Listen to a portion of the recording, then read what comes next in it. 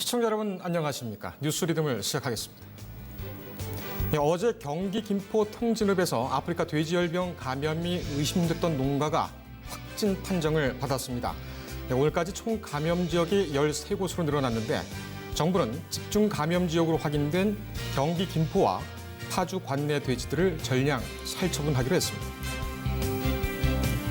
윤석열 검찰총장이 방금 전 검찰청에 사건 관계인에 대한 공개 소환을 전면 폐지하라고 지시했습니다.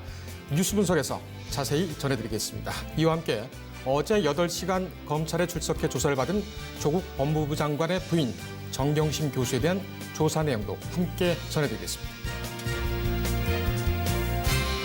경기 판교의 10년 공공임대 아파트 분향전환 시기가 다가왔지만 이 입주민들과 한국토지주택공사 간 충돌이 접점을 찾지 못하고 있습니다. 최근 몇 년 판교 부동산 가격이 폭등하면서 분양 전환 가격도 올랐기 때문입니다.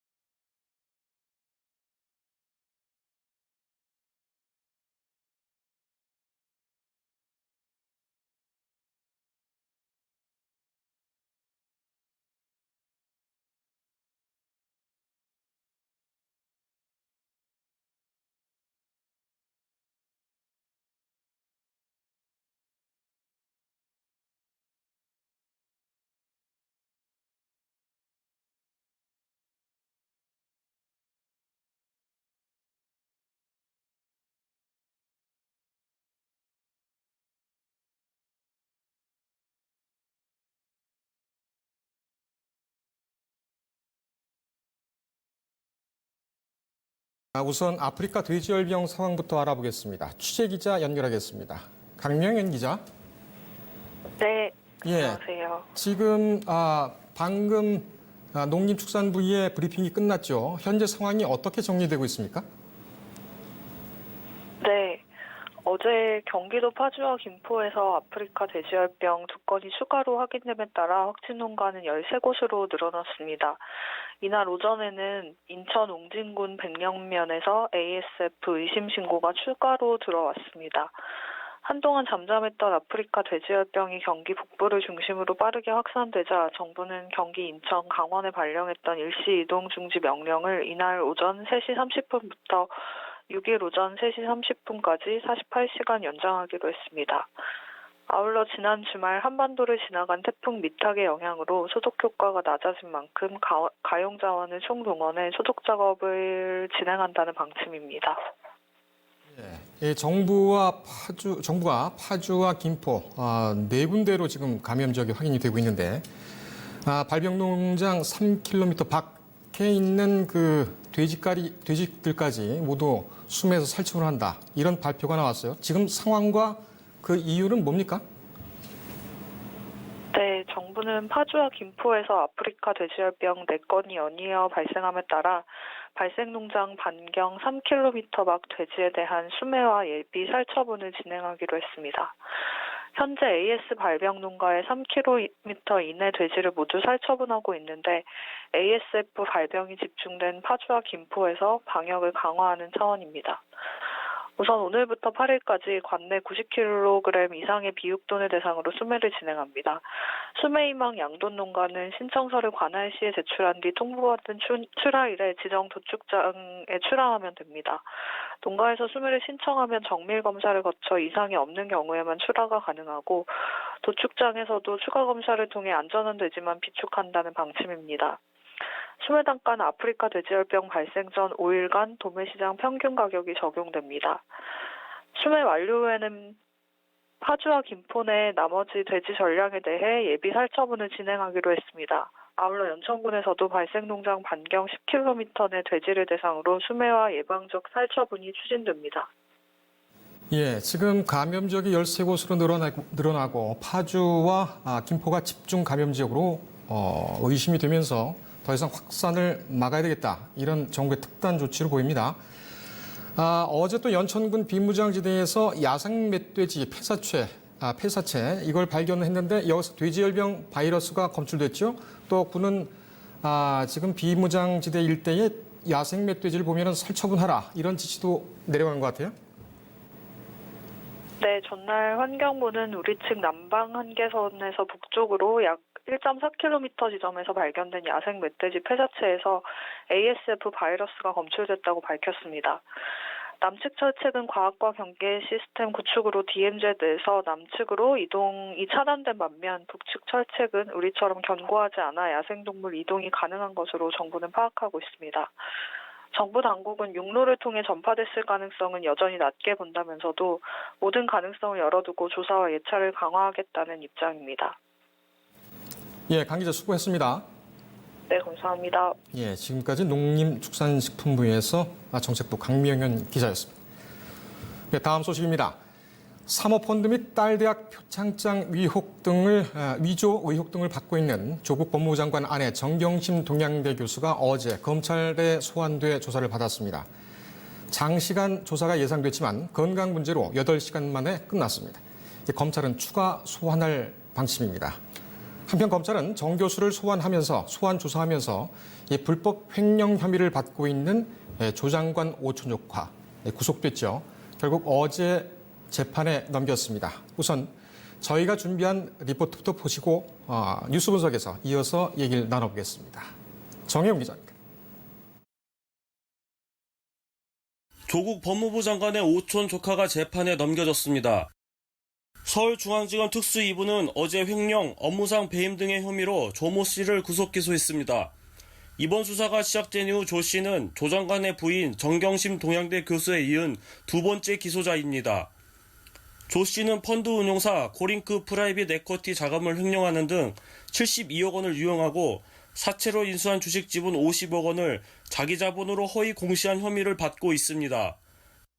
실제 회사에 자금 유입이 없는 전환사채 150억 원 발행을 정상 자금인 것처럼 속여 주가 부양을 시도하고 사무실과 주거지의 컴퓨터 파일과 같은 증거를 인멸하거나 은닉한 것으로도 조사됐습니다.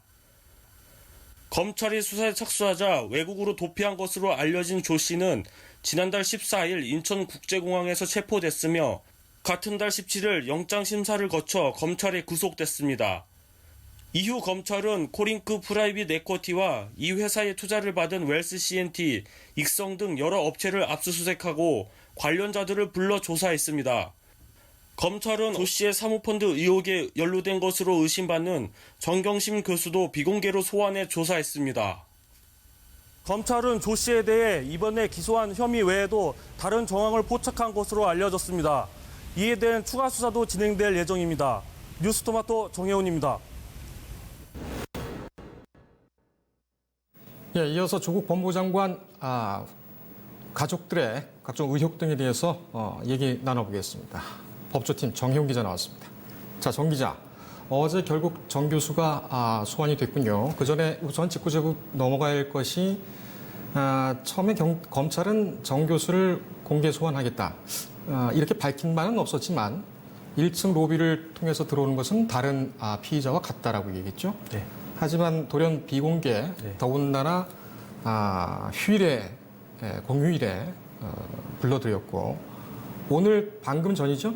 11시 30분입니까? 네. 윤석열 검찰총장이 전국 검찰청에 사건 관계자들에 대한 공개 소환은 전 폐지하라 이렇게 지시를 했어요. 네. 우선 그 윤 총장의 이 폐지 지시 이거부터 배경이 뭔지 좀 알아봅시다. 네, 방금 말씀하셨듯이 대검찰청에서는 윤석열 검찰총장이 그 사건 관계에 대한 공개 소환을 전면 폐지하라고 전국 검찰청에 지시했다고 밝혔습니다. 예. 그 공개 소환은 그동안 그 피의 사실 공표 그리고 이제 심야 조사 등 내용과 함께 그 대표적으로 개선돼야 될 그 조사 방식으로 지적을 받았었는데요. 일단 피의자 신분으로 검찰청에 출석할 때 그 포토라인에 서는 것이 사실상 굉장히 부담스러운 절차이기도 하고요. 예. 일단 언론에 그 출석하는 장면이 노출되다 보면 재판에 넘겨지지도 않았는데도 마치 유자인 것처럼 그 인식되는 그런 문제도 있었습니다. 예. 그 대검찰청 사흘 전이죠. 1일 그 특수부 축소 그리고 파견검사 복귀 등 그 실현 가능한 방향을 내놨었는데요. 네. 당시 그 각계 의견을 수렴하기로 했던 이번 그 공개 소환에 대해서도 오늘 폐지하기로 발표를 하면서 그 즉각적인 개혁 의지를 나타냈습니다. 예. 그 이번에 그 조국 법무부 장관의 부인 정경심 교수가 출석할 당시에도 그 공개 여부를 두고 의견이 많았었는데 앞으로는 이런 논란도 좀 줄어들 것으로 보입니다. 그렇군요. 대검찰청에서 이 공개 소환 폐지, 즉 말하면 이제 포토라인과 관련이 되는 건데 이 포토라인에 대해서는 법무부가 이 개선안을 마련하면서 일정한 또 허용 구간을 좀 뒀죠. 하지만 이제 지금 나온 그 윤 총장의 지시는 전면 폐지한다. 그 규모라든지 이런 것은 아마 지금 검찰청에서 브리핑을 하고 있는 것으로 지금 파악되고 있는데 이 내용은 추가적으로 좀 더 자세하게 이후에 다뤄보도록 하겠습니다. 네. 정 교수가 이제 드디어 왔습니다. 네. 왔는데 8시간만 하고 바로 갔어요. 네네. 예, 뭐 길지는 않은 시간이고 또 짧다면 짧지도 않은 시간인데 네네. 바로 건강 문제 때문에 갔습니다. 어제 상황 좀 정리를 해주시죠. 예, 그 정 교수는 그 어제 오전 검찰에 수석해서 조사를 받았습니다. 정 교수는 그 취재진이 대기하고 있었던 서울중앙지검 청사 1층 그 출입문을 피해서 그 지하 주차장을 통해서 조사실로 들어간 것으로 보입니다. 네.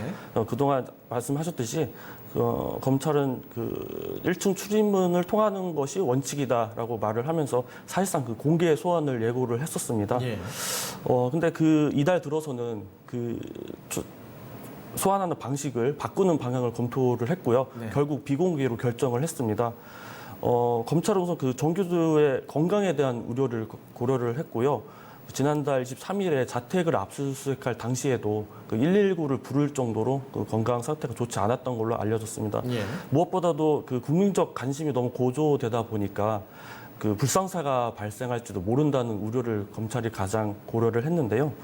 그 공개 소환을 예고했을 이후부터는 그 출입문 앞에 그 카메라를 포함한 기자단이 항시 대기를 하고 있었고요. 예. 그 심지어는 그 보수단체 회원으로 보이는 그런 사람들도 실시간으로 방송을 중계를 하면서 예. 정 교수를 기다리는 그런 장면이 보이기도 했었습니다. 근데 만약에 불상사가 생기게 되면 그 검찰이 의도하고자 했던 그 신속하고 정확한 수사에 차질이 생기기 때문에 네. 그런 상황을 미연에 방지하기 위해서 아무래도 비공개 소환을 결정을 한 것으로 보이고요. 예. 아까 방금도 말씀하신 것도 어제는 평일이 아니라 그 개천절 공휴일이었었는데 그런 점도 이러한 맥락인 것으로 보입니다. 예. 그 오늘 윤 총장이 공개 소환을 전면 폐지하겠다라고 지시한 것도 어떻게 보면 이번에 정 교수 소환과 또 이후에 또 계속 이어질 관계자들에 대한 어떤 형평성 이런 문제 때문에 선제적으로 먼저 치고 들어온 게 아니라 이렇게 생각이 되네요. 추가 조사는 불가피해 보일 것 같습니다. 네. 다음 주로 예정이 돼 있습니까? 원래 정 교수한테 제기됐던 의혹이 많았기 때문에 조사가 굉장히 강도 높게 진행될 거라고 예상을 했었습니다. 예. 그래서 심야 조사까지 이룰 것으로 예상을 했었는데 일단은 귀가한 상태라서 그 건강 상태가 안 좋은 상태로 알려졌기 때문에 추가 조사가 언제 이루어질 수 있을지는 이제 예상하기가 좀 어려운 상황이고요. 예. 어제 첫 소환하는 과정에서도 조율하는 기간이 상당히 길었었는데 네. 다음 조사 일정을 두고도 이제 검찰하고 변호인 측에서 상당히 좀 오랜 시간 조율을 거칠 것으로 보입니다. 그래서 그 전에 정 교수에 대한 재판이 2주 이후에 진행이 되는데요. 예. 검찰은 그 전에는 이제 조사를 마쳐야 되는 상황입니다. 그렇죠. 예. 그럼 정 교수에 대한 조사가 계속 길어질 텐데, 그러면은 지금 사회적인 이 어떤 그 공론의 분열 국면, 예를 들면 이제 그 집회라든지 또 정치적인 논란이라든지 이런 것이 계속 갈 수가 있겠습니다.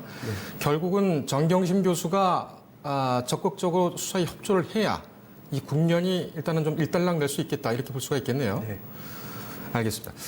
우리 정 기자 현장 취재 기자니까는 이거 하나 좀 물어볼까요? 그 정 교수가 원래는 그 서초동 사거리에서 네. 이렇게 들어가게 되면은 오른쪽으로 보면은 이제 그 검찰청이 있게 되죠. 네. 그 서울중앙지검 청사 사진이나 화면 좀 띄워주십시오. 거길 보면은 이게 들어가서 오른쪽으로 들어갔다 이렇게 올라가는 길이 있죠? 네, 그 그렇습니다. 중앙 현관 쪽으로. 예, 일방 통행입니다. 예, 그쪽이죠. 네, 근데 그쪽으로 들어가게 되면은 로비가 나오게 되고 네, 그렇습니다. 원래는 피의자들이 거기서 네. 들어가게 되는 것이죠. 네, 네. 그런데 정 교수는 그 밑에 있는 지하 주차장 그쪽으로 해서 들어간 겁니까? 예, 그 지하 주차장 그 앞에까지 상황은 제가 확인하지 못했습니다만은 통상적으로 비공개로 출석할 경우에는 지하 예. 주차장을 통해서 가는 경우가 많습니다. 예. 그리고 그 뒤편에 보면 별관이 있는데 그쪽으로 통과해서 들어가는 경우도 있고요. 예. 어제 그 취재진에 들리는 바에 의하면 그 정 교수의 비공개 소환을 위해서 그 지하 주차장 입구에서도 네. 그 취재진의 출입을 막았다라는 그런 목소리도 있었습니다. 그렇군요. 잠깐 화면을 멈춰 주시겠습니까? 예, 고전 화면. 예. 예, 이 문제는 추후에 저희가 도면을 마련해서 한번 살펴보는 걸 하고 계속 또 진행을 이어가겠습니다. 정 교수는 잔엽 씨도 물론 그렇지만은 이 사모펀드 의혹이 있죠. 네네. 근데 어제 그 사촌 조카를 오촌 조카죠. 네. 오촌 조카를 기소하면서 거기에는 공범으로 적시는 안 했어요, 검찰이. 네. 이건 왜 그런 겁니까? 일단은 어제 정 교수의 소환 시점도 그것과 관련이 있는데요. 그 오촌 조카 조모 씨에 대한 그 구속 만기일이 어제였습니다. 그래서 어제 그 기소를 하게 되면 어느 정도 그 공소의 내용이 밝혀질 수밖에 없는데 예. 그렇기 때문에 공소 내용이 밝혀지면 앞으로 정 교수에 대한 그 혐의도 어느 정도 드러나서 수사에 영향이 있을 것이라는 그런 우려 때문에 네. 아마도 그런 부분은 다 제외할 것으로 보입니다. 알겠습니다. 내일 또 서초동에서 또 대규모 집회가 있다고 하고 피로도가 좀 높겠지만 법조팀 좀 힘을 내주길 바랍니다. 네. 예, 오늘 고생했습니다. 네.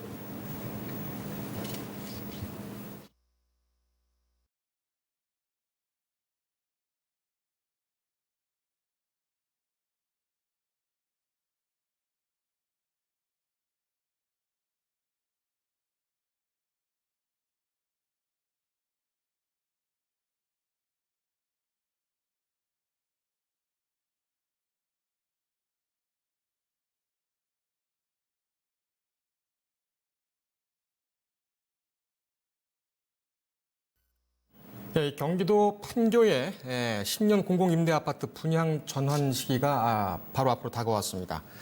하지만 입주민들과 한국토지주택공사가 접점을 찾지 못하면서 진통이 길어지고 있는데 최근 몇 년 판교 부동산 가격이 폭등하면서 이 분양 전환 가격도 올랐기 때문입니다. 국토부는 높아진 분양 전환가 이 산정 기준을 그대로 사용하겠다는 그런 입장이고 입주민들은 이를 받아들이지 못하겠다는 그런 주장입니다. 보도에 조용훈 기자입니다. 경기도 성남 판교의 10년 공공임대아파트 분양 전환 시기가 도래하면서 기존 입주민들과 한국토지주택공사와의 충돌이 접점을 찾지 못하고 있습니다. 국토교통부에 따르면 전국의 분양 전환을 앞둔 10년 공공임대아파트는 총 12만 가구에 달합니다. 분양 전환 공공임대아파트는 LH와 민간 건설사들이 5년 또는 10년간 임차한 뒤 기존에 거주하던 세입자에게 우선 분양권을 주는 제도입니다. 문제는 최근 몇 년 사이 판교 내 부동산 가격이 가파르게 상승하면서 분양 전환 가격 역시 덩달아 올랐다는 점입니다. 때문에 분양 대금을 마련하지 못하는 기존 입주민들은 거리로 내몰릴 상황입니다. 연내 분양 전환이 예정된 판교 내 10년 공공임대아파트는 총 5,600여 세대로 이 중 절반 이상을 LH가 공급했습니다. 10년 공공임대 아파트의 경우 분양 전환 가격 산정 시 감정평가 금액을 넘지 않은 선에서 책정하는데 기존 입주민들은 감정평가 금액이 아닌 5년 공공임대 아파트와 동일한 원가 연동제나 분양가 상한제 방식을 요구하고 있습니다. 입주민들 요구대로 분양가 산정 방식을 변경하면 분양 전환 가격은 시세의 30% 선까지 낮아지는 효과가 있습니다. 반면 LH와 국토부는 당초 계약대로 감정평가 금액을 활용하겠다는 입장을 고수하고 있습니다. 이미 조기 분양을 마친 입주민들과의 형평성 문제뿐 아니라 기존 입주민들에게 과도한 시세 차익이 돌아간다는 점이 문제입니다. 전문가들은 시세 상승으로 인한 분양가 인상을 서민들에게 전가하는 건 문제가 있다고 지적합니다. 그러면서 중장기 서민 주거 안정을 위해서라도 분양 전환 임대 아파트 대신 영구 임대주택을 늘려야 한다고 조언합니다. 뉴스토마토 조용훈입니다. 북미 정상회담 재개를 위한 실무진 접촉이 내일 스웨덴 스톡홀름에서 열립니다. 북한의 비핵화 방안과 미국의 상응 조치가 얼마나 접점을 찾을 것인지가 이번 협상의 관건입니다. 외교부와 통일부를 취재하고 있는 최한영 기자 나왔습니다. 자, 최 기자. 네. 내일 이제 본격적으로 시작되고 오늘 현지에서 예비 접촉을 하죠. 여기서는 어떤 탐색전이 있을까요? 네, 말씀하신 대로 북한과 미국이 현지 시간으로 5일 스웨덴 스톡홀름에서 그 북한의 비핵화 방안과 미국의 상응 조치를 둘러싼 실무 협상에 들어갑니다. 북미 양국은 그 실무 협상에 앞서서 그 4일 예비 접촉을 위한 탐색전에 나섰는데요. 그 시간은 현지 시간으로 오전 10시니까 한국 시간으로 아마 오후 5시쯤이 되지 않을까 이렇게 예상이 되고 있습니다. 근데 아직 구체적인 장소부터 시작해서 지금 북미 양측이 모두 지금 보안에 극도로 지금 신경을 쓰고 있기 때문에 지금 전해지지 않고 있는데요. 그러니까 장소는 올해 1월에 그 하노이 북미 정상회담을 앞두고 최선희 당시 북한 외무성 부상과 그 스티브 비건 국무부 대북 특별대표가 만났던 그 스톡홀름 외곽 산골에 그 조그마한 휴양시설이 있습니다. 예. 거기서 다시 만나는 거 아닌가라는 관측도 나오고 있고요. 잠깐만요. 그럼 실무 협상 대표는 지금 일단은 뭐랄까요? 정말 실무자들이 이번에 나오게 되는 것이고 네. 협상 대표는 누구가 나오게 됩니까? 그러니까 예비 접촉은 이제 그 실무자들이 나오는 거고 이제 5일에 있는 본 협상 대표를 이제 북측에서는 김명길 외무성 순회대사 네. 직전까지 그 북한 그 베트남 대사를 지냈던 인물입니다. 그다음에 미국에서는 말씀드린 대로 계속해서 지금 그 미국 측 실무 대표를 맡고 있는 그 스티브 비건이 맡게 될 것으로 보입니다. 네. 그때 말씀하신 대로 오늘 예비 접촉에 누가 나올지는 아직 확인이 안 되고 있고요. 그 차석급이 나올 수도 있지만 아니면은 그 김 대사와 비건 대표가 직접 나설 수도 있고 모든 것은 아직 미지수인 상황입니다. 예. 일각에서는 서로 입장이 엇갈릴 수도 있지 않겠느냐. 왜냐면은 일단은 잠수함 탄도미사일 이것도 발사를 한 상황이고 물론 이 얘기는 뒤에 좀 더 하겠습니다만 어떻게 보고 있습니까? 서로 각을 세우고 있는 상태로 나올까요? 어떻게 볼까요? 그러니까 결론부터 말씀드리면 협상 전망이 그렇게 밝지만 않습니다. 왜냐하면은, 그러니까 지난해 6월 싱가포르 북미 정상회담에서 이제 합의한 사안들이 있지 않습니까?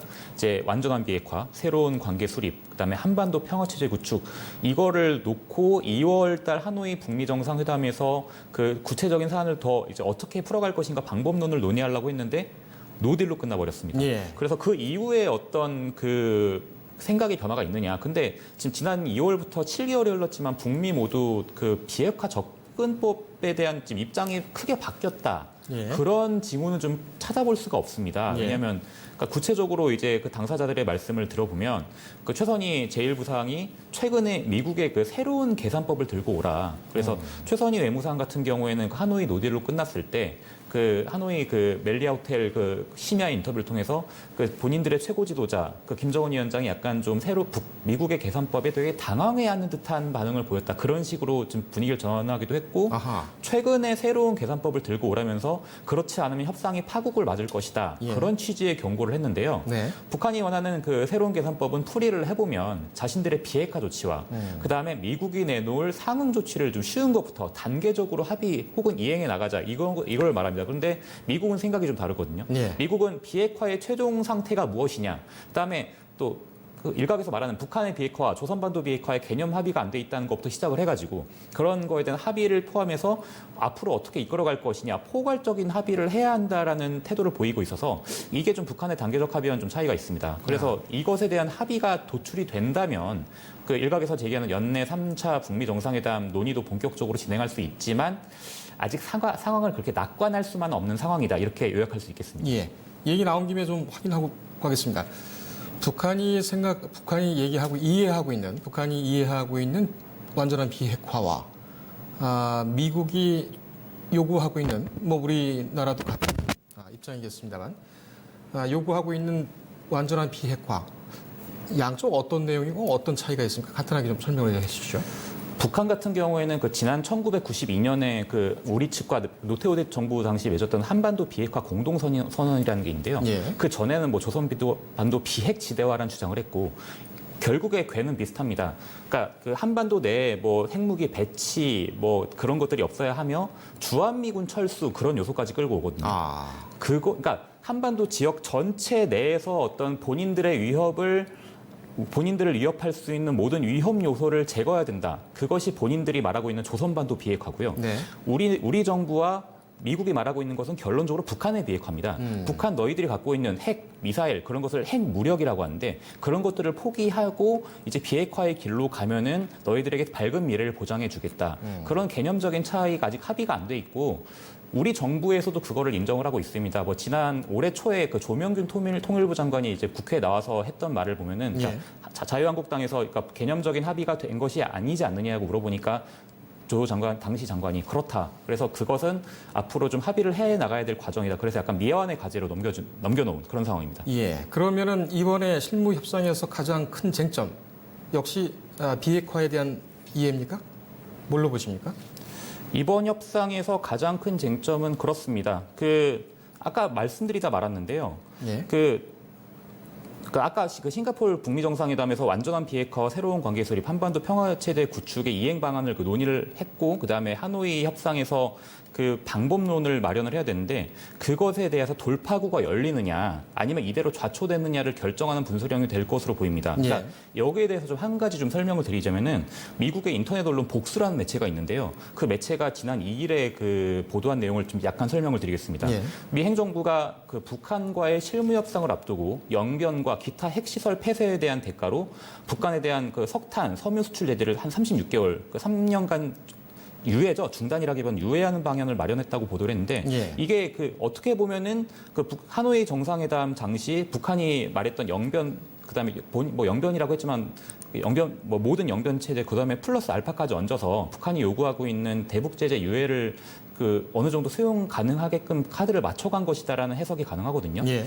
이거에 대해서 만약에 미국의 안이 이거 맞다고 한다면은 북한이 이것을 받을 것이냐, 어떤 또 다른 대안을 내놓을 것이냐, 이 사안이 가장 좀 초점이 될 것으로 보입니다. 예. 그러니까는 미국 언론말로 나왔다는 그 유연한 방안 이런 것이 바로 그 정도가 되겠군요.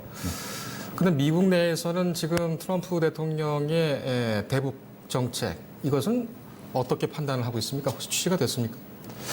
미 행정부 일단 고위 관계자들의 반응이 있고 일반 여론의 반응이 있을 텐데요. 일단 고위 관계자들의 발언을 먼저 좀 보겠습니다. 미국 고위 관계자들은 하노이 노딜 이후에 계속 흘러오는 과정에서 계속해서 북한의 비핵화 의지를 계속 좀 이렇게 북돋아 주려는 그런 발언들을 하고 있습니다. 그러니까 비건 대표 같은 경우에는 지난 6일입니다. 공개 강연에서 집중적인 협상을 시작하면 우리는 지도자들이 검토할 수 있는 더 많고 나은 선택지들 창출을 위한 조치를 직접 논의할 수 있다면서 북한과의 협상을 촉구를 했습니다. 예. 비건 대표가 말한 것 중에 주목할 만한 것은 트럼프 대통령은 이런 목표를 향한 중대한 진전을 향후 1년간 만들어내는데 전적으로 전념하고 있다 이렇게 말했는데요. 아시다시피 그 미국 대선이 내년 11월 아닙니까? 지금 1년 남았는데 그 안에 북핵 문제에서 좀 괄목할 만한 성과를 내겠다는 목표를 드러낸 게 아니냐 그런 해석도 나오고 있습니다. 네. 트럼프 대통령도 그렇고 그다음에 뭐 크리스토퍼 포드 미 국무부 차관보가 의회에 출석해서 다양한 종류의 가능한 답변을 확실히 준비하는 데 전념해 왔다. 그러니까 북한과의 협상에 열려 있는 되게 여지를 남겨놨는데 미 행정부 고위 관계자들의 발언은 이렇습니다. 다만 정부를 떠난 존 볼턴 미 백악관 국가안보 백악관 보좌관이 며칠 전에 CSIS 연설에서 한 말을 보면은 그다음 다른 사람들도 말하는 거 보면 지금 김정은의 비핵화 의지를 지금 이렇게 다 확인하고 있는 거는 전 세계에서 트럼프 대통령과 문재인 대통령밖에 없는 거 아니냐. 그런 약간 좀 시니컬한 반응들도 나오고 있거든요.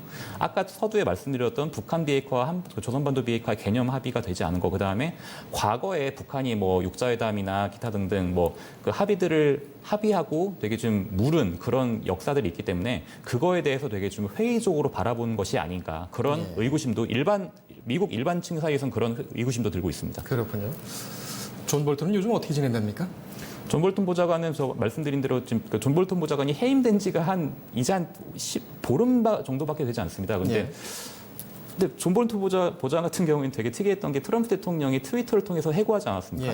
근데 바로 트럼프 대통령은 볼턴 보좌관을 본인이 해임했다고 하는데 볼턴 보좌관 같은 경우에는 아니다. 본인이 나온 거다. 그런 식으로 받아치기도 했고 말씀드린 대로 본인이 사임한 지 불과 한 일주일 만에 또 다른 어떤 아무리 민간 싱크탱크의 그런 거긴 하지만 예. 거기 나와서 이런저런 좀 트럼프 대통령 불과 본인이 일주일 전까지 모셨던 대통령을 약간 비판하는 발언도 했고요. 아시다시피 또 볼턴 보좌관이 과거 그 아들 부시 행정부 때 그 행정부를 장악했던 그 신보수주의자 네오콘이라는 사람들이 있습니다. 그 사람들의 뭐 예전에 뭐 콜 울포이츠 국무부 부장관 그다음에 뭐 딕 체니 부통령 그런 사람들을 위시해서 볼턴 보좌관이 약간 끄트머리 유지하고 있었고 지금 행정부에서 그 거의 마지막 남은 네오콘이다 그런 평가를 받고 있었는데 이 사람이 나가면서 앞으로도 본인의 신념을 꺾을 리는 없습니다. 볼턴 보좌관이. 예. 그래서 앞으로도 이런 발언을 좀 본인만의 소신을 지켜가지 않을까 그런 개인적인 예상을 해봅니다. 예, 볼턴 전 보좌관의 앞으로의 행보라든지 발언을 주목하는 것도 어떻게 보면 좀 재밌는 포인트가 되겠군요. 네, 되게 가십거리로서는 충분할 것 같습니다. 그렇습니다. 트럼프 대통령도 그렇지만은 이 볼턴 전 보좌관도 아주 독특한 그런 캐릭터인 것은 맞는 것 같아요. 네. 두 사람이 어떻게 한솥밥을 먹었나 이런 생각도 또 듭니다. 알겠습니다. 최 기자는 이 안보, 통일 그리고 외교 이쪽에 상당히 이해도가 높군요. 영구스럽습니다. 예. 앞으로 자주 나와주시기 바랍니다. 네. 예. SLBM 얘기 좀 해봅시다. 네. 이것을 저희가 그 합참에서 또는 청와대에서 NSC에서 의심이 된다고 얘기가 나왔을 때 상당한 안보 전문가들과 군사 전문가들이 정말 큰일이다, 내지는 심각하다, 뭐 대범하다 이렇게 얘기를 했습니다. 이 SLBM 얘기를 좀 자세히 해볼 텐데 미국은 어떤 반응입니까? 미국 같은 경우에는 트럼프 대통령은 북한의 그러니까 당장은 반응을 내놓지 않았고요. 트럼프 대통령 같은 경우에는 발사 이틀 후인 3일 현지 시각에 지켜보자. 그러니까 기자들이 이제 백악관 앞들에서 다양한 질문을 던졌는데 계속 지켜보자 그러면서 약간 판단을 유보하는 듯한 반응을 내놨습니다. 예. 그러니까 이거를 무슨 말인고 하니 그날 언급은 북한이 아직 레드라인을 좀 넘지 않았다. 그다음에 저희가 서두에 말씀 나눴던 실무 협상이 좀 예정이 돼 있기 때문에 예. 그걸 좀 지켜보면서 앞으로 좀 이렇게 반응을 할 것으로 보이고요. 그 미 국무부 대변인도 우리는 북한의 도발을 자제하고 유엔 안보리 결의에 따른 의무를 준수하며 한반도의 평화와 안정을 보장하고 비핵화를 달성하기 위한 역할을 다하기 위해서 노력을 하고 있다. 그러면서 북한에 대해서 추가 도발을 멈추고 협상을 통한 해결을 촉구한 정도의 그 정도의 언급을 하는 것에 그쳤습니다. 약간 북한 달래기 정도의 약간 그 스탠스를 취하고 있다고 보면 될 것 같습니다. 예. 김정은 국무위원장은 그 발사 현장에 안 나왔다고 하죠? 그런 것으로 확인이 되고 예, 있습니다. 그것도 아마 이번 실무진 협상과 또 관계가 있겠죠? 그런 식으로 보입니다. 그러니까 그 김정은 위원장이 발사를 한 측면이 있고 김정은 위원장이 나오지 않은 측면이 있을 텐데요. 그러니까 발사를 한 측면은 하노이 노딜 당시 그 김정은 위원장이 느꼈던 되게 당혹감 그런 게 굉장히 컸던 것 같습니다. 예. 또 지난번 방송에서 제가 말씀드렸던 것 같은데 2016년도에 그 김정은 위원장이 국가발전 5개년 계획을 얘기를 하면서 2020년 내에 이제 어느 정도 자기들이 사회주의 강성대국 군설에 희망을 내비쳐야 되는데 하노이 노딜로 그게 약간 깨져버린 측면이 있습니다. 네. 그러기 위해서 그 국내 여론을 약간 좀 다독여야 되는데 5월부터 진행되었던 그 북한판 이스칸데르라고 불리는 단거리 탄도미사일, 그 다음에 방사포 그런 거에 의해서 이번에 그 잠수함 탄도미사일 같은 경우에는 북한이 지금 원래 갖고 있는 잠수함 같은 경우에는 그 SLBM이 한 발밖에 안 들어갑니다. 예. 근데 지금 북한이 새로 건조하는 것으로 추정되는 북한의 그 대형 잠수함이 한 2발, 3발까지 들어갈 수 있다라는 분석이 나오고 있거든요. 예. 그거에 들어가기 위한 지금 이번에 쏜 건 북극성 3형으로 약간 추정이 되는데 그런 측면에서 되게 다각적인 포석을 갖고 김정은 위원장이 그 발사 지시를 한 것 같습니다. 예. 이 SLBM, 그냥 말로만 들으면 그냥 잠수함에 쏘는 미사일 정도로 이해가 되는데 네. 이거는 움직이는 그 미사일 기지 아니겠습니까? 그렇습니다. 거기다가 또 지금 핵탄두를 탑재를 충분히 할 수 있는 그런 기술도 있고 그렇게 되니까 일본 같은 경우에는 당장 어제도 내각이라든지 여기서 상당히 그 아베 정권에 대한 비난의 목소리가 높더군요. 네. 지소미아가 파기됐기 때문에 실제로 이론상으로는 북한에서 잠수함을 보내서 그러니까는 일본 열도와 한반도 그 사이에서 핵탄두를 쏘고 물속으로 지나가도 앞에서 전혀 정보가 없으면 일본 같은 경우 속수무책으로 당하는 거 아니겠습니까? 물론 가정적인 거긴 합니다만 그렇기 때문에 지소미아에 대한 어떤 포기라는 그런 일본 아베 정권의 실각에 대한 비판 이것과도 상당히 좀 많이 연관이 있는 것 같습니다. 이 SLBM 같은 경우는 그 북한 전략무기로 해서 운영이 많이 되고 있는데 다음 주에 저희가 그 전문가와 함께 SLBM에 대해서 좀 심도 있게 다루도록 하겠습니다. 마지막 질문 좀 드릴까요? 예, 북한 움직임 뭐 계속 어젠가요? 조선중앙통신에서도 발사 내용을 발표를 했었고 지금 북한 움직임은 어떤지 간단하게 좀 정리를 해주시죠. 네, 간단하게 말씀드리면은 그 실무 협상 관련해서만 좀 정리를 해서 예. 말씀을 드리면은 그러니까 발단은 최선희 부상이 9일 날에 지난달 9일이겠죠. 지난달 9일에 9월 하순경 합의되는 시간과 장소에서 미국 측과 마주 앉아서 좀 논의할 수가 있다. 다만 이 전제 조건을 계속 걸고 있습니다. 최 부상도 그렇고 이후에도 뭐 김명길 외문성 순회대사도 그렇고 이번에 아마 그 실무협상의 그 실무자로 그 차석 대표로 따라간 사람이 아마 권정근 외무성 그 미국 담당 국장일 텐데 이 사람들이 얘기하는 거 보면 대화의 동력을 유지하면서도 우리의 제도와 안전을 불안하게 하고 발전을 방해하는 위협과 장애물들이 깨끗하고 의심할 여지 없이 제거될 때라야 비핵화 논의도 할 수 있다. 그리고 계속 말씀드리고 있는 그 새로운 계산법에 대한 답을 갖고 와라. 그러면서 우리가 그냥 실무협상에 나가는 것이 아니다. 그러니까 미국 측에 지금 건설적인 대답을 원한다. 그런 메시지를 계속 보내고 있습니다. 지금 이건 대표가 지금 아마 스톡홀름에 도착을 했을 텐데 이 점을 가지고 좀 치열한 눈치 싸움이 벌어지지 않을까. 그렇게 예상이 되고 있습니다. 알겠습니다. 지금 신냉전 시대에 돌입했다라는 그런 전망도 나오고 있습니다. 국내 답답한 상황도 계속되고 있고요. 이번에 실무진 협상이 좀 잘 돼서 이르면 올해 내에 북미 협상 내친 김에 김정은 국무위원장이 남한 방문 이것도 좀 이어지는 그런 기회가 됐으면 하네요. 오늘 여기까지 하겠습니다. 수고했습니다.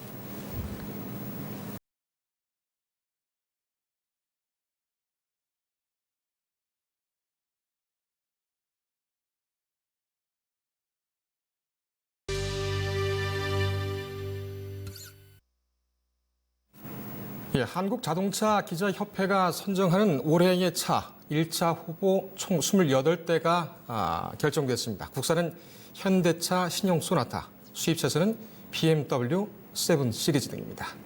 보도에 김재훈 기자입니다. 한국자동차기자협회는 지난 2일 올해의 차 전반기 심사를 진행했습니다. 앞서 협회는 올해 1월부터 8월까지 출시된 23개 브랜드 70대 신차를 대상으로 회원사 온라인 투표를 실시했습니다. 이 결과 16개 브랜드 28대의 신차로 압축했습니다. 국내 업계에서는 현대차 신형 소나타, 기아차 K7 프리미어 등, 수입차에서는 BMW 7 시리즈, 볼보 S60, 캐딜락 CT6, 아우디 A5 등이 리스트에 올랐습니다. 2일 심사는 현대모터 스튜디오 고양과 인천 영종도 소재 BMW 드라이빙 센터에서 이루어졌습니다. 심사에 참여한 기자들은 62km 구간을 주행했고 이후 드라이빙 센터에서 공도 및 트랙 시승을 했습니다.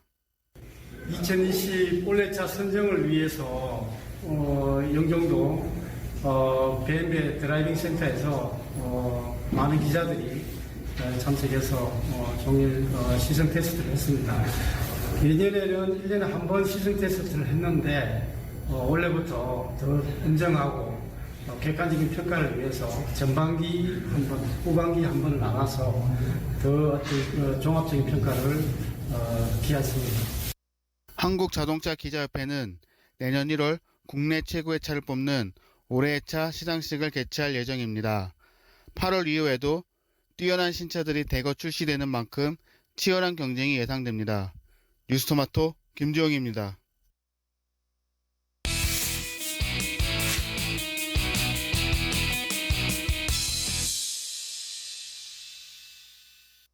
예, SNS를 통해 세상을 넘겨다보는 SNS 토파보기 시간입니다. 김은별 기자 나왔습니다.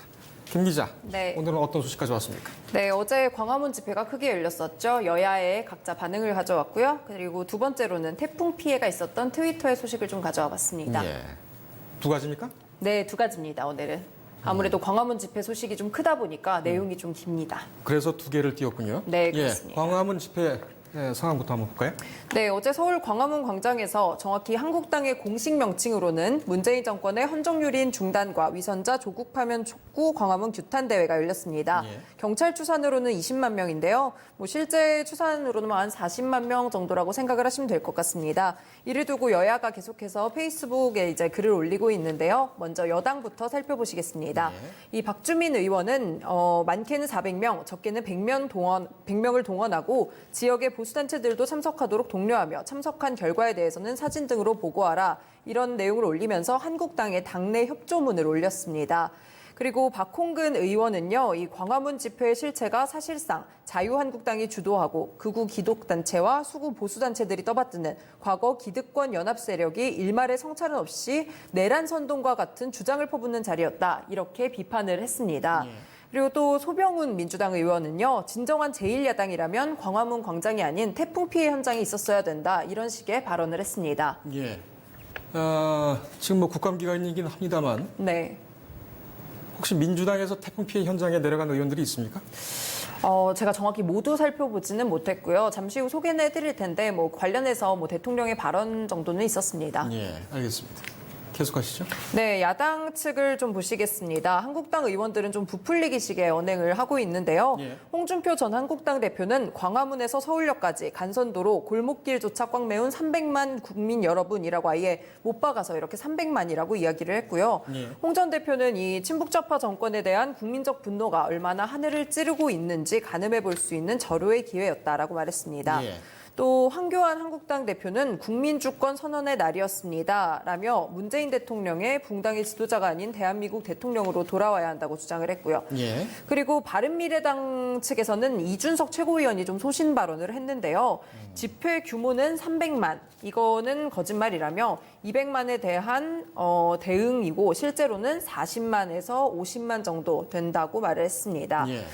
경찰 추산이 20만 명이고 제가 이제 정치부 선배들한테 좀 여쭤봤더니 그 대략 비슷한 숫자라고, 그러니까 경찰 추산에서 한 2.5배 정도를 곱하면 대략 비슷한 숫자라고 하더라고요. 예. 그러니까 사실상 비슷하게 말을 했다고 볼 수 있겠죠. 그렇죠. 그러니까는 우리가 2016년도부터 해서 계속 국정농단과 그때 촛불 네, 계속 저희가 밀착 취재고 계속 이어왔었죠. 그렇습니다.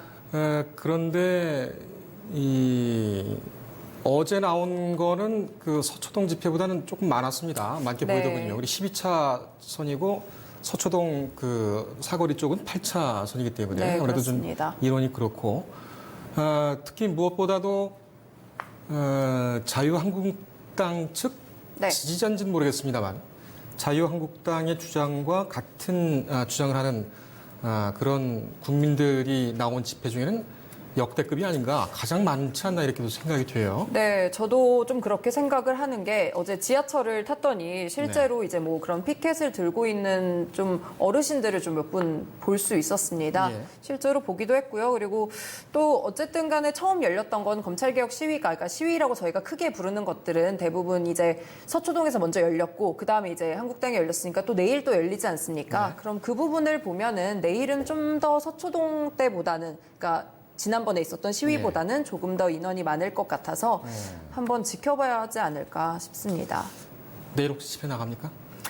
저는 일정이 일정이 있어서 있군요. 조금 어려울 것 같습니다. 알겠습니다. 사실 그 검찰 추산도 그렇고 네, 또 양측에서 부풀려서 얘기하는 총 참가 인원들 네, 이 실체가 없고 너무 부풀렸기 때문에 오히려 가짜뉴스 양상이라든지 좋지 않은 여론을 형성한다 이런 발언지가 되기 때문에 경찰도 지금은 추산을 안 하고 있죠. 네. 물론 국정원이나 경찰 정보계에서는 볼지는 모르겠습니다만 네, 좌우간 대등한 그런 의견들이 지금 대등하게 맞서고 있다.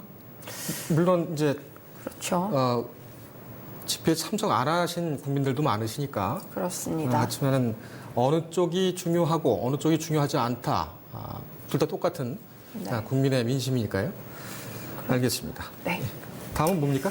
네, 어제와 그제 태풍 미탁의 피해가 좀 굉장히 컸는데요. 아무래도 서울과 수도권 지역은 그냥 비가 내리고 그치는 정도에 좀 불과해서 보도 자체가 조금 이렇게 서울에서 피해가 크게 발생한 것보다는 좀 집중되지 않은 경향이 좀 예, 있었습니다. 그런 면이 좀 있었습니다. 네, 미탁에서 전국에서 4만 8천여 가구가 정전이 됐고요. 도로 유실도 있었고 예. 산사태도 있었습니다. 또 트위터에 각자 실시간 영상으로 피해 소식들이 굉장히 많이 공유가 됐는데요. 제가 이제 뭐 피해 소식 같은 경우에는 아무래도 뭐 저작권이고 또 시민들이 올린 거다 보니까 정확하게 뭐 전부 다 캡처를 하지는 못했고요. 예. 대신에 이제 문재인 대통령이 올린 글을 좀 봤습니다. 예. 문재인 대통령도 이제 태풍 피해가 굉장히 심각했으며 인명 피해가 적지 않아서 가슴이 아프다라며 정부의 행정력을 총동원해서 피해 복구에 최선을 다하겠다 이런 취지의 발언을 올렸습니다. 네. 아무래도 이 집회, 광화문 집회 소식들이 워낙 많다 보니까 저도 이제 페이스북에 팔로워하는 그런 국회의원분들도 많은데 네. 태풍 소식이나 뭐 아프리카 돼지열병과 같은 좀 심각한 소식보다는 아무래도 광화문 집회에 관련된 소식들이 너무 많이 올라와 있더라고요. 본인들이 수재를 한번 당하고 소고기 값보다 더 비싸게 주고 돼지고기 값을 먹어야 네. 정신을 차리지 않을까 생각이 되네요. 예. 지금 SNS 토파보기를 한 지가 꽤 됐죠. 네, 지금 그렇습니다. 전반적으로 볼 때에 물론 새로운 경험이었겠습니다만 지금 뭐 그러니까 오피니언 리더 내지는 뭐 셀럽 이런 사람들의 SNS를 쭉 보니까 네. 어떤 기분이 듭니까? 아무래도 국회의원들 같은 경우에는 자신을 어필하기 위해서 SNS를 굉장히 수단으로서 많이 사용을 하고 있고요. 그러다 보니까 보도가 되기 위해서인지는 모르겠으나 제가 이제 추측을 해보건데 이제 보도가 되기 위해서인지 약간 지나치게 자극적인 발언을 쏟아내고 수정하고 이런 경향들이 좀 있더라고요. 그런 부분은 좀 자제를 해야 될 것 같고요. 예.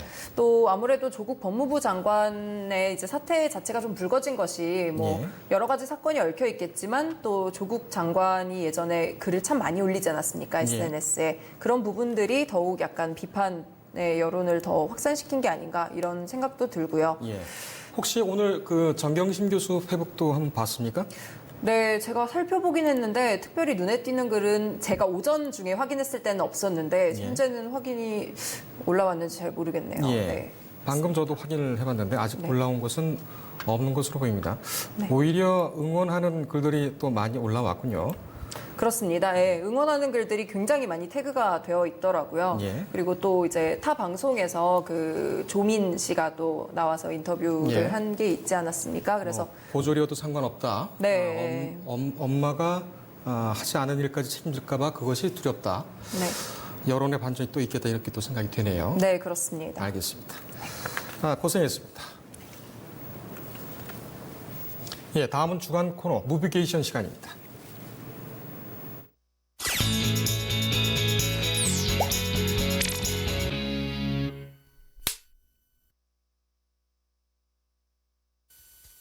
김재범의 무비게이션입니다.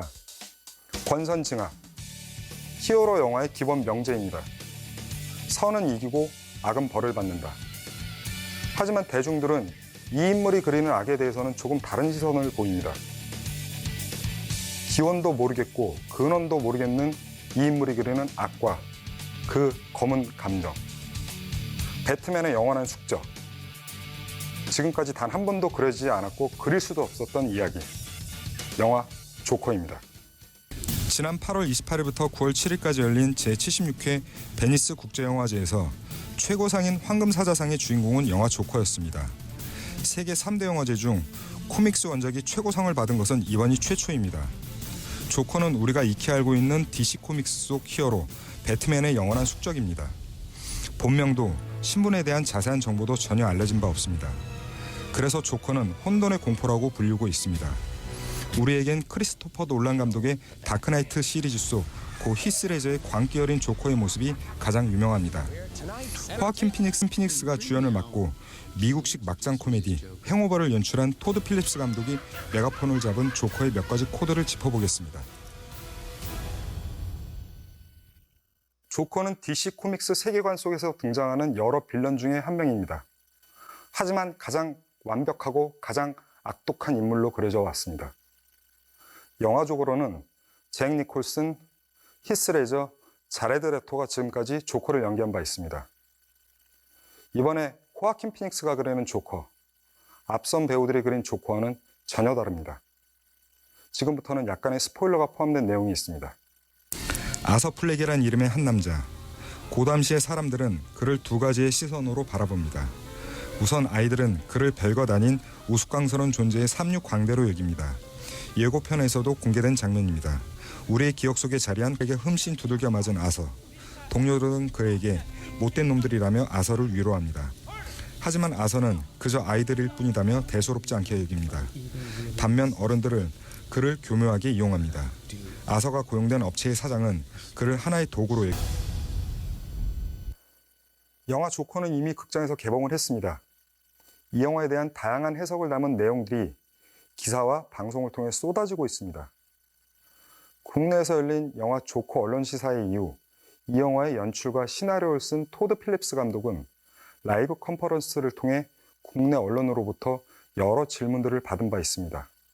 하지만 감독은 관객들의 재미를 빼앗을 수 없다며 구체적인 답변을 유보한 바 있습니다. 지금부터는 이 영화 속에 등장하고 있는 특별한 장면들 몇 가지를 소개하겠습니다. 과 그의 진심을 처음부터 끝까지 받아주는 심리상담사의 이름, 데보라 케인. 배트맨을 만들어낸 원작자 밥 케인의 실제 딸 이름입니다. 예우로 해석될 수 있겠습니다. 영화 조커. 코믹스 원작 영화가 도달할 수 있는 걸작의 끝판왕이라고 부르고 싶습니다. 유약하고 연약하기만 했던 인물 아서플렉이 시네마 유니버스 역사상 최악의 범죄자이자 가장 완벽한 악으로 불리는 조커로 변모해가는 과정을 이토록 소름 끼치고 사실적으로 그려낸 토드 필립스 감독의 연출력이 공포스러울 정도입니다. 지금까지 우리는 다크나이트 시리즈에서 등장한 고 히스레저의 조커를 최고로 칭송해왔습니다. 하지만 호아킨 피닉스의 영화 조커를 보신다면 그 생각은 분명히 바뀌실 것입니다. 제가 꼽은 영화 조커의 별점은 측정 불가입니다. 예, 저희가 학교 다닐 때만 해도 부모님들의 가장 큰 잔소리는 데모하지 마라 였습니다. 과거 군부 압제에, 가혹한 압제에 학생들은 보도 블록을 들 수밖에 없었고 비슷한 또래의 전경들은 최루탄을 던지지 않을 수 없었습니다. 어제 광화문에서 열린 이른바 조국 사퇴에 대한 광화문 집회에서는 폭력과 심지어 성추행까지 등장했습니다. 숫자가 중요하거나 어떤 내용을 주장하거나 그것은 중요한 것이 아닙니다. 자기의 의견과 민주주의를 절차를 실현하는 국민의 방법, 그것이 이제는 선진화돼야 되겠습니다. 뉴스 리듬 오늘 여기까지 하겠습니다. 시청해주신 여러분 고맙습니다.